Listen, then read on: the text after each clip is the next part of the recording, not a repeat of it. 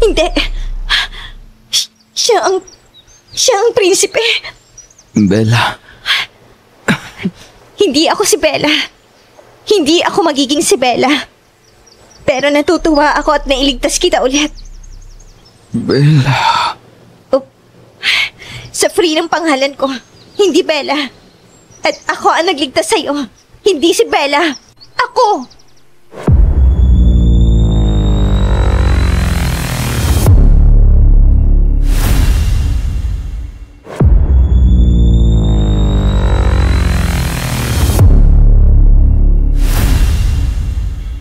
Mabuti naman po, mahal na prinsipe, at gising na ho kayo. Serena? Ikaw? Nasaan ako? Narito po kayo sa academy. Dito po sa healing station. Bakit po, mahal na prinsipe? Paano ako napunta rito? May nakakita po sa inyo mga ngaso na taga rito sa academy. Dito siya nagtatrabaho. Sinabi niya nakita ka niya sa talon. Walang malay. Kaya hindi siya nag-atubiling dalhin ka dito. Yung nagligtas sa akin, nasaan siya? Po? Wala po kayong kasama doon. Mag-isa lang ho kayong natagpuan ng mga ngaso. Imposible. May kasama ako doon. Mahal na prinsipe, wala po. Mag-isa lang ho kayo. Hindi, Serena. Imposible makaligtas ako na mag-isa. Alam mong hindi ako marunong lumangoy. Kaya imposible makaligtas ako nang walang tumulong sa akin. At kitang-kita ko, may kasama ako doon. Pero prinsipe... Ipahanap mo siya. Po? Sino? Yung nagligtas sa akin. Ipahanap mo. Ha?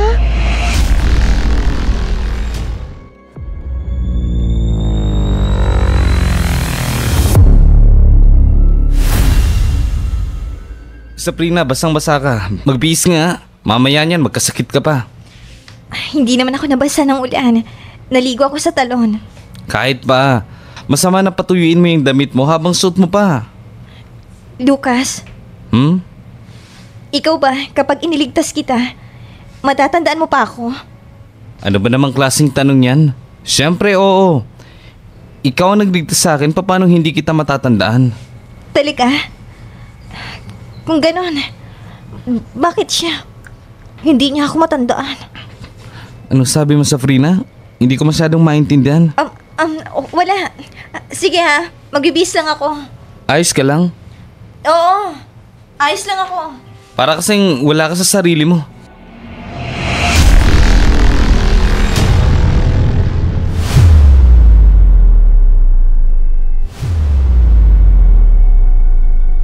Ano? Ipapahanap ko ang sinasabi mong nagligtas sa'yo? Mahal na prinsipe, wala akong ideya kung anong itsuri niya. Mahaba ang buhok, na kulay ginto, ubod ng puti, matangkad. Siguro mga 6 na talampakan, kulay berde ang mga mata niya. Basta maganda. Hindi ho si Bella? Si Bella? Nung dinala ko kasi kayo kanina dito, habang ginagamot namin kayo, binabanggit mo ang pangalan ni Bella. Pero base sa description na binigay mo, hindi siya si Bella. Tama siya. Ang unang pumasok sa utak ko na nagligtas sa akin ay si Bella.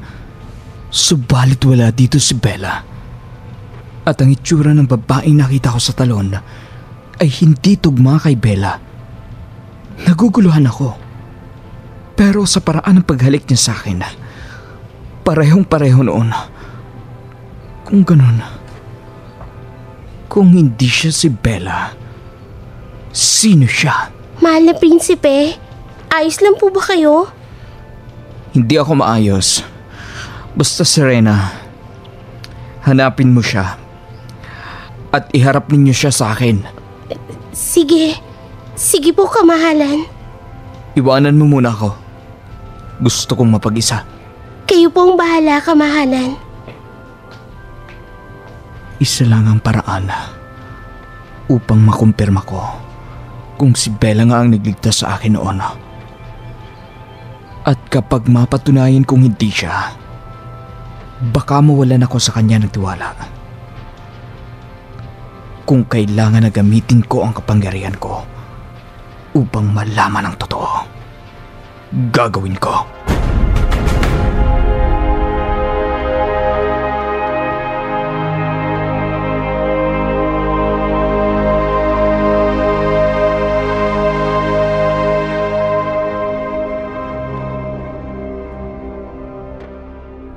Yan ang utos ng prinsipe. Hanapin niyo siya. Nakasaad na sa papel na yan ang kanyang deskripsyon. Kailangan niyo kaagad siyang mahanap. Nagkakaunawaan ba tayo? Masusunod, binibining Serena. Kung sino ka man na pinapahanap ng prinsipe, hindi ko alam kung magiging maswerte ka o kamalasan lang magiging hatid sa iyo nito.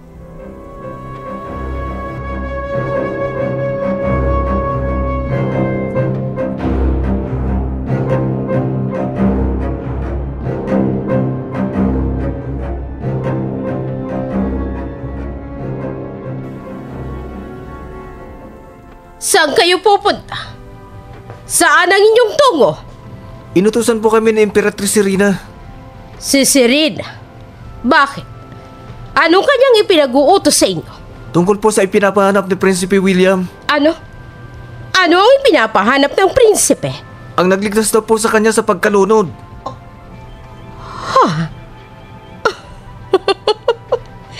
Hindi ba ilang taon na ang nakakaraan simula na muntikan siyang malunod? At isa pa, sabi niya sa akin ay si Bella ang nagligtas sa kanya. Sige, umalis na kayo. At huwag niyong kalilimutan na bago makarating sa prinsipe ang resulta ng inyong paghahanap, dapat ay sa akin muna ninyo ipaalam. Nauunawaan niyo ba? Masusunod, Mahal na Reyna. Magali! Sige na, umalis na kayo.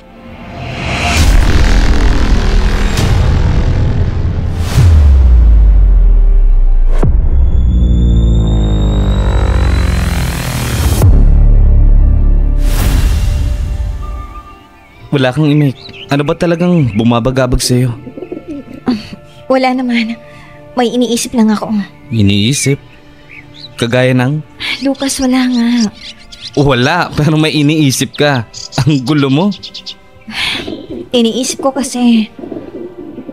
ewan, hindi ko alam kung paano sasabihin. Hindi mo alam ang sasabihin kasi hindi ka pa naman handang sabihin sa akin. Kilala kita mula ulo hanggang paa. Lucas. Pero tandaan mo, kahit pa kilalang kilala na kita, dumarating pa rin sa punto na minsan hindi ko mahulaan ang tumatakbo dyan sa isip mo. Minsan ang hirap mong unawain at basahin. Pasensya ka na. Ayos lang. Ngayon, handa ka na bang sabihin sa akin kung ano yung nilalaman ng isip mo? Saka na lang siguro. Sige, hindi kita pipilitin. Basta ako, narito lang ako. Handa akong makinig kapag handa ka nang sabihin sa akin. Lucas. Mabuti pa tulungan mo na lang ako dito sa ginagawa ko. Gamitin mo naman yung lakas mo. Hindi yung nakatunga ka lang dyan. Ewan ko sa'yo. Sige, paano ba ito? Pihitin mo pa kaliwa. Ang hirap.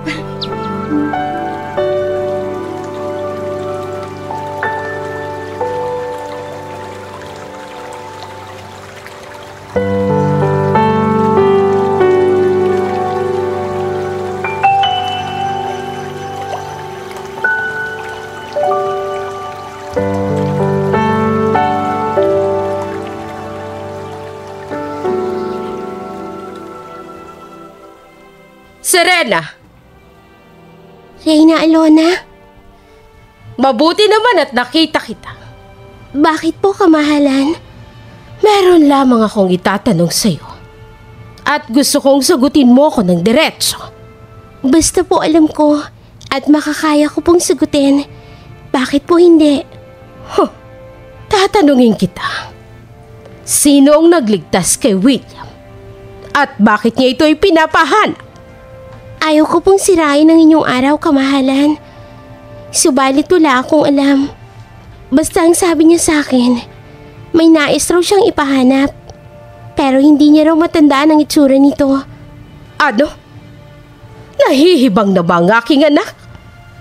Paano niya ito mahanap gayong hindi niya pala matandaan ang itsura? Yan po ang tanong na hindi ko po kayang sagutin, mahal na Reyna. Kung inyo pong mamarapatin, aalis na po ako. Marami po akong kailangang asikasuhin at aralin. Maiwan ko na po kayo, kamahalan. Ba't matalas din ang dila ng babaeng yun? Pasalamat ka at kailangan ka pa namin.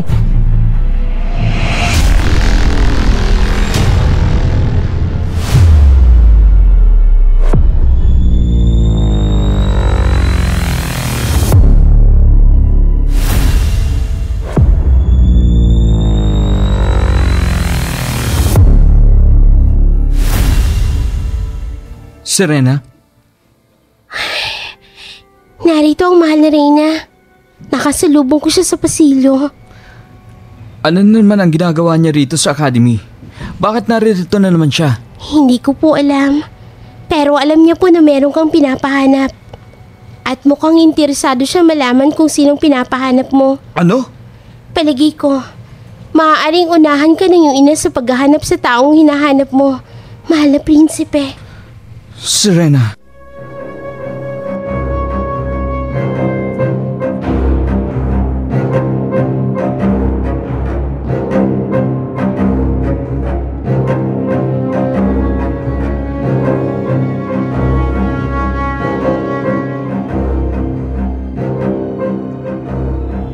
Anong ibig mong sabihin?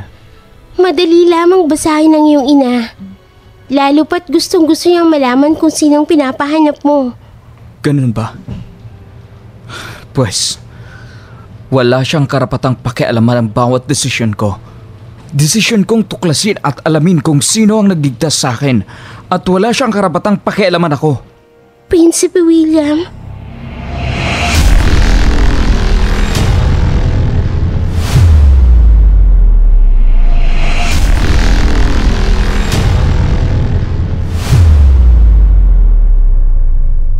Ayan, tapos ka na yung ginagawa ko. Ikaw, Safrina. Oh, tulala na naman siya. Ano bang nangyayari sa kanya? Safrina, ayos ka lang? Ha? Ay, nililipad na naman ang hangin yung isip mo. Ano bang nangyayari sa'yo? Huwag mong sabihin na wala dahil hindi na talaga ako maniniwala. Wala naman talaga, Lucas. Tapos mo na pala yung ginagawa mong basket. Ako hindi pa ako nangangalahati. Paano mo naman matatapos yan? Wala naman dyan ang atensyon mo. Pasensya na. Sabihin mo na lang kasi sa akin kung anong bumabagabag sa'yo. Baka sakaling makagaan sa nararamdaman mo.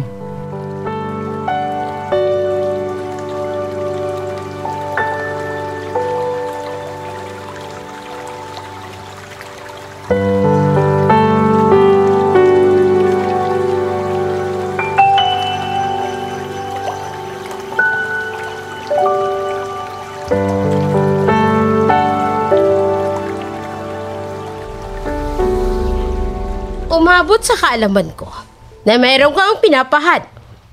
Sino siya, Prinsipe William? Ina, sa tingin ko labas na kayo sa usaping ito. Isa pa, bakit kayo nandito uli sa academy? Hindi ba't pinagbawalan kayo ni Ima? Paano mo alam ang Hindi nyo kailangang malaman. William? Akong Reyna. Anak kita. Karapatan kong malaman. Tapos po ano? Pangungunahan ninyo ako? Pakikialaman niyo po ako?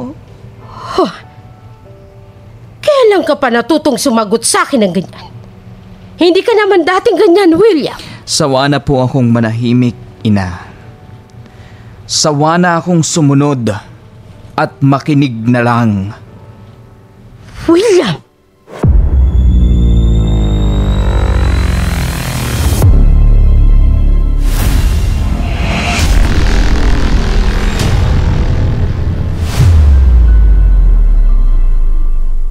Sige, sasabihin ko na.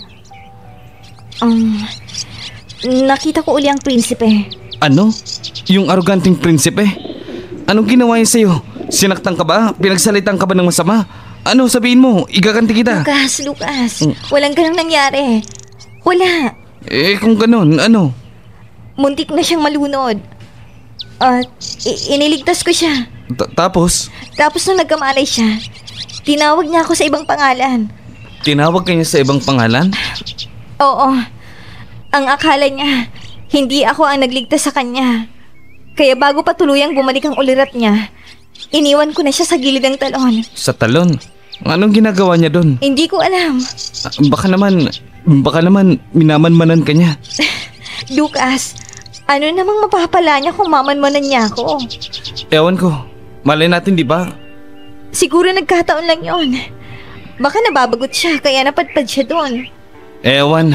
Pero isa lang masasabi ko. Huwag mo nang hayaan na mag-cruise ang landas niyo ulit. Ha?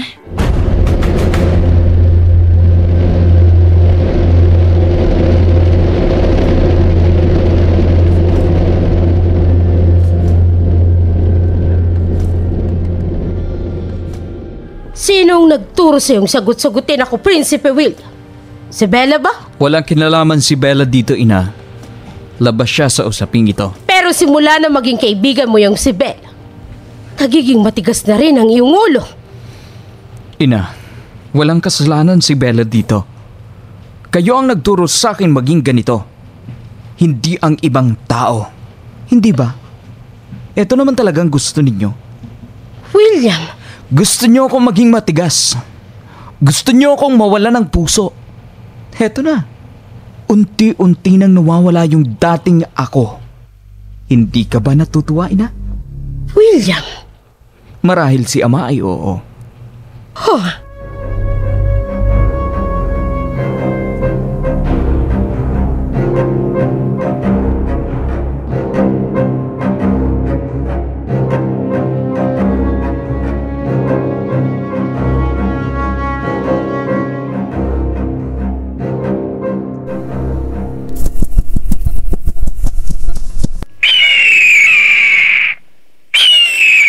Narito ka na.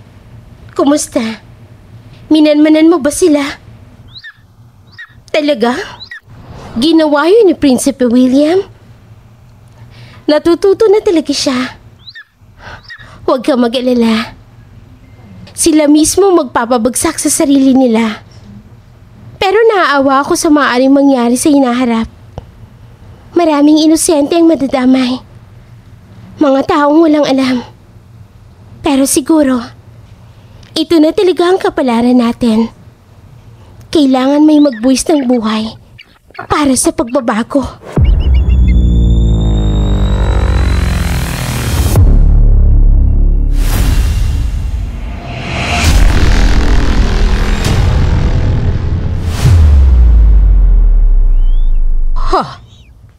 Si Serena, may nakadapong agila sa kanyang palad. Na tila kinakausap niya ito. Mukhang may tama rin sa utak ng isang ito. Bakit ba napapalibutan ng mga ganitong tao ang anak ko? Malapitan nga siya. Serena? Mahal na Reyna? Kinakausap mo ang agilang yan? Bakit? Naunawaan mo ba siya? May abilidad ka ba? Maliban sa pagiging healer? Wala po. Bata pa lang po ako. Alaga ko na po ang agilang ito. Kaya kahit saan po ako magpunta, kasama ko po siya. Siya lang po kasi ang bukod tanging mapagkakatiwalaan ko. Mahal na Reyna, mauna na po ako. May kailangan po akong asikasuhin. Miiwan ko na po kayo. Ano bang nangyayari? Una si Bella, ngayon si Serena. Makabalik na nga ng palasyo para makapagpahinga ako.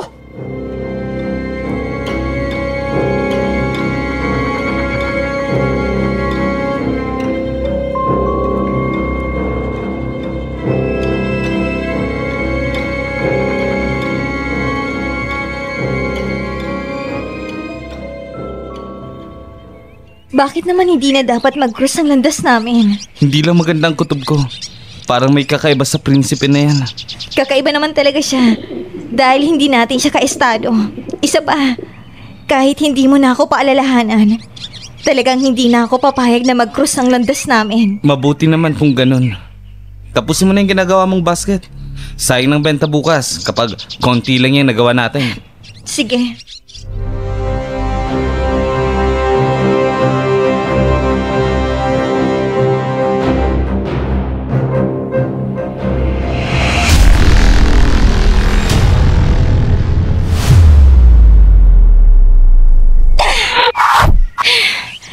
Hindi ko tinamaan.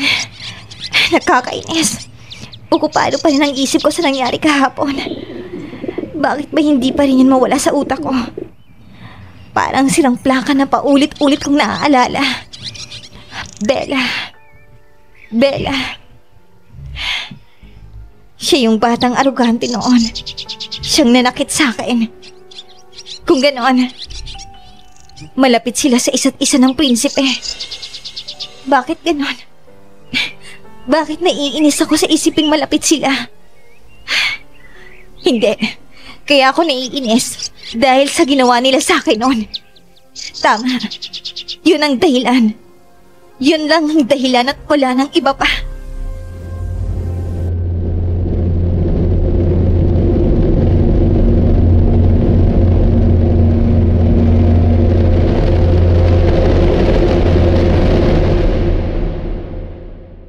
Umalis na ba si Ina?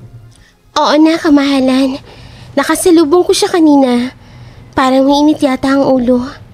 Ha? Nagkasagutan ho ba kayo? At bakit mo naman sabi? Hindi naman siya magkakaganon kung hindi siya sinagot-sagot ng kanyang nag-iisang anak. Masyado na kasi nila akong kinokontrol.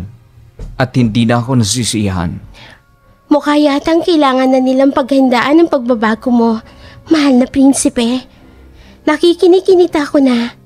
Mula sa araw na to, magiging mabuti kang hari balang araw. Sirena. Yun ay kung walang tunay na nagmamay-ari ng trono. Anong ibig mong sabihin, Sirena? Bakit hindi mo alamin, kamahalan? Mas maganda kung ikaw mismo ang siyang tumuklas. Kung ano ang ibig kong sabihin.